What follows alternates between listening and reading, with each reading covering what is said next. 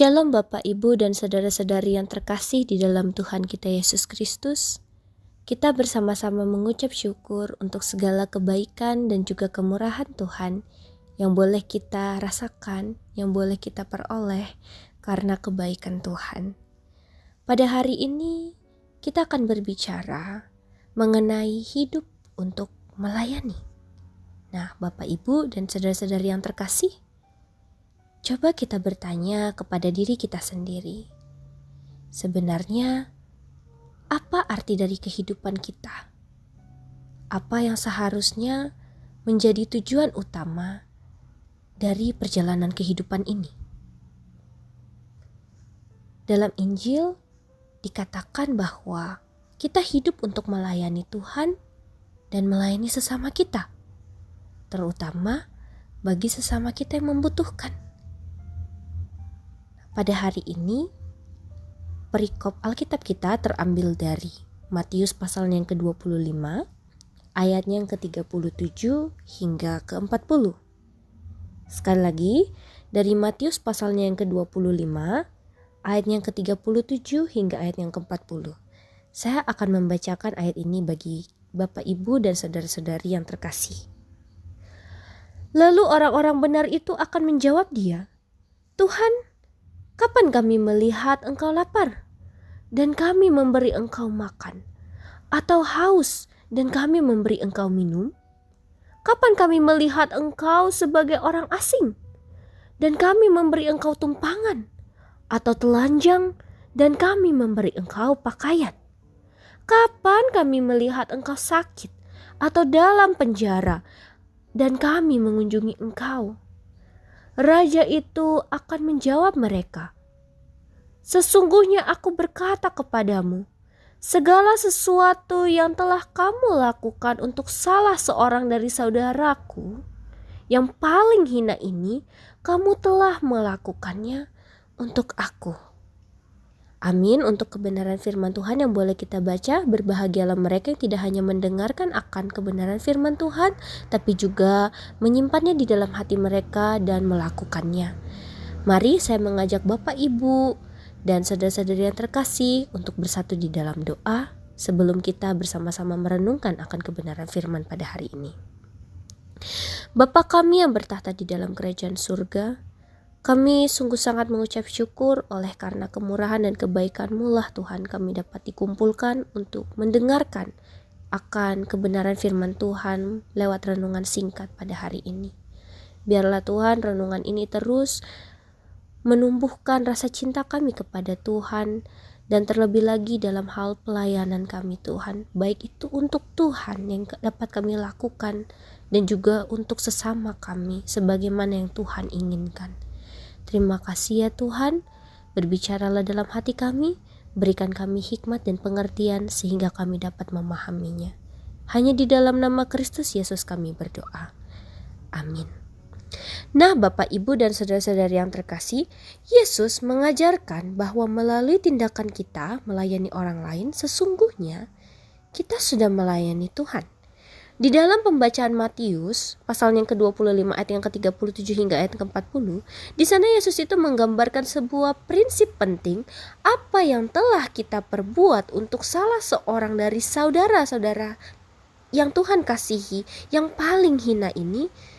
Kita sudah melakukannya bukan hanya untuk saudara yang Tuhan kasihi itu, tetapi kita melakukannya juga untuk Tuhan. Pada ayat ini, kita diperingatkan kembali untuk menjadi seperti Yesus, yang bukan hanya baik dalam hal berdoa, baik dalam hal beribadah, tetapi kita juga baik dalam sebuah tindakan. Ada tindakan nyata kita yang dapat kita perlihatkan kepada sesama kita.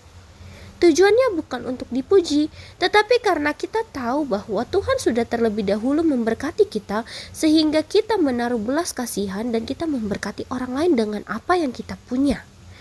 Tuhan itu tidak hanya melihat ibadah kita saja yang sehari-hari kita lakukan di gereja. Tuhan juga tidak hanya melihat doa-doa kita, tetapi Dia juga memperhatikan terhadap kebutuhan orang lain, terutama bagi saudara-saudara kita di luar sana yang sedang lemah oleh karena sakit penyakit, atau mungkin sedang lapar karena tidak bisa mendapatkan makanan.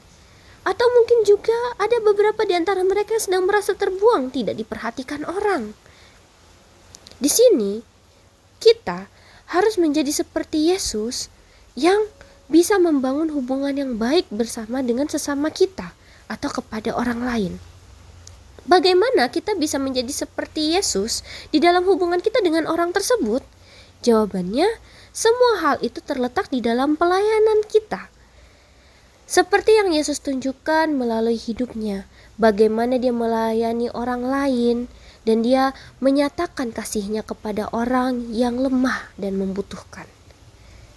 Dalam setiap tindakan kebaikan, kita harus mengungkapkan dan menunjukkan akan sifat daripada Yesus Kristus yang penuh dengan belas kasihan serta pengorbanan.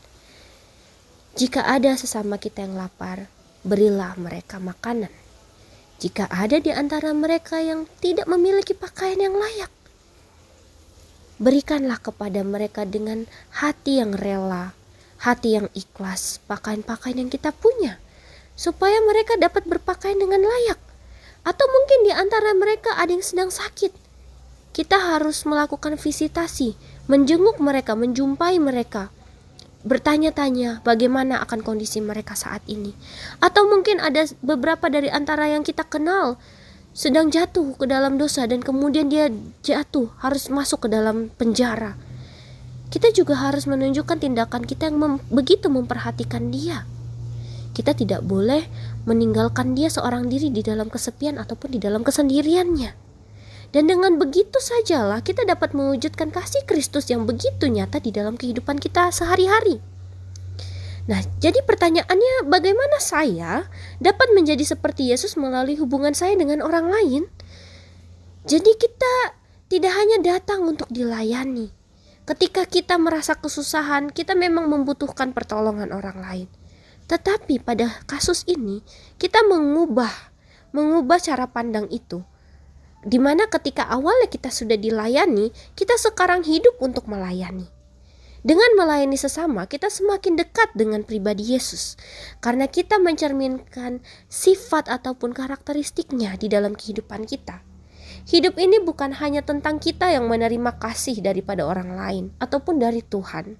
Tetapi kita juga memberikan kasih itu kepada orang lain, kepada sesama kita. Dan kita juga mengembalikan kasih itu kepada Tuhan lewat pelayanan kita yang sungguh-sungguh di hadapannya. Sehingga Bapak, Ibu, dan saudara-saudari yang terkasih, ingatlah. Ambillah setiap langkah-langkah yang kecil untuk melayani. Entah itu lewat kata-kata yang bisa menenangkan hati orang yang sedang khawatir ataupun sedang susah. Ataupun kita bisa menggunakan kedua tangan kita untuk membantu mereka yang lemah. Atau jika memungkinkan lagi, kita memiliki hati yang terbuka, telinga yang terbuka untuk mendengarkan keluh kesah sesama kita. Dengan demikian Bapak, Ibu, dan saudara-saudari yang terkasih, kita tidak hanya mencintai orang lain, tetapi kita juga menghidupi panggilan Tuhan untuk menjadi sama seperti Dia bagi sesama kita. Amin. Demikianlah kebenaran firman Tuhan. Mari kita bersama-sama berdoa. Tuhan, terima kasih untuk setiap teladan kehidupan-Mu yang boleh Engkau tunjukkan di dalam pelayanan Tuhan selama Engkau hidup, di mana Engkau menaruh belas kasihan kepada banyak orang. Sehingga ya Tuhan, bantulah kami untuk mengikuti akan jejak-Mu, supaya hidup kami boleh menjadi saluran kasih-Mu bagi dunia. Dan biarlah kami hidup untuk melayani, bukan untuk dilayani. Sebagaimana Kristus yang adalah Tuhan dan Raja kami, sudah terlebih dahulu melayani kami. Demikianlah rendahkanlah hati kami untuk melayani sesama kami. Dalam nama Yesus Kristus kami berdoa. Amin.